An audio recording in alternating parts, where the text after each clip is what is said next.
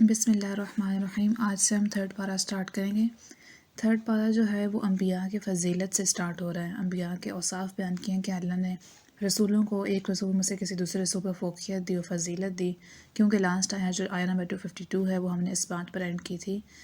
جالوت، طالوت اور حضرت داؤد علیہ السلام کے واقعہ پر، کہ کس طرح سے اللہ نے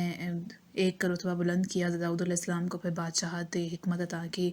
اور ان کو ان کے بچپن میں ہی اپرچونٹی دی کہ وہ جالوت بادشاہ کو مار دیں۔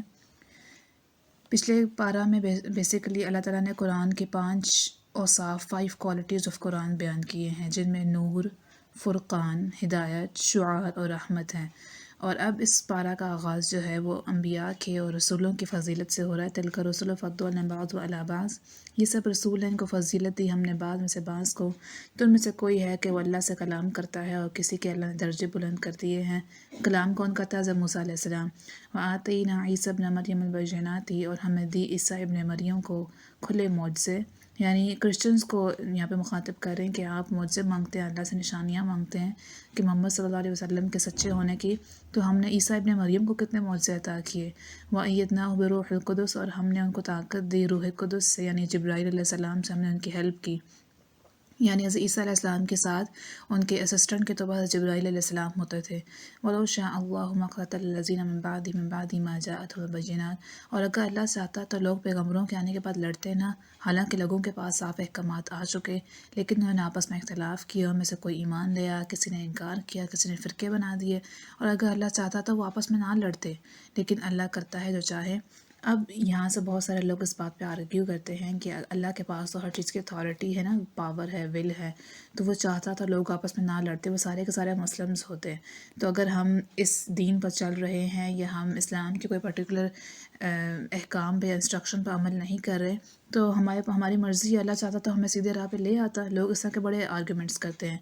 تو بیسیکلی اس آیت سے اللہ ان لوگوں کو جواب دے رہا ہے کہ اللہ بے شک جو چاہتا وہ کر سکتا تھا، زبردستی آپ اپنی مرضی تھوپ سکتا تھا، لیکن اللہ کی یہ خواہش تھی، وَلَٰكِنَّ اللَّهَ يَفْعَلُ مَا يُرِيدُ، اللہ کی یہ خواہش تھی کہ آپ کو فریڈم آف سپیچ اور فریڈم آف ڈیسیجن میکنگ دیا جائے، آپ اپنی مرضی سے ڈیسائیڈ کریں، آپ کو چوائسیز دی جائیں، یہ گڈ چوائس ہے، اس کے بدلے میں یہ ہوگا۔ قرآن میں جگہ جگہ ہر اچھے کام کے ساتھ اس کے لاجکس بھی ہیں، اور اس کے نقصان اور فائدے سب کچھ ہے، اور ہر برے کام کے ساتھ اس کا انجام بھی ہے۔ تو 2 چیزیں سکھانے کے بعد اللہ نے آپ کو چوائس دی ہے کہ اب آپ خود ڈیسائیڈ کریں، آپ کو عقل بھی دی ہے، آپ کو شعور بھی ہے، آپ کو علم بھی آ گیا، آپ کے پاس پہ پیغمبر بھی آ گئے آپ کو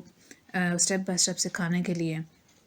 آپ کے پاس کائنات میں نشانیاں بھی دیں، آپ کو ٹیسٹ اور معجزات اور ہر چیز کے ذریعے اللہ نے اس کو اپنی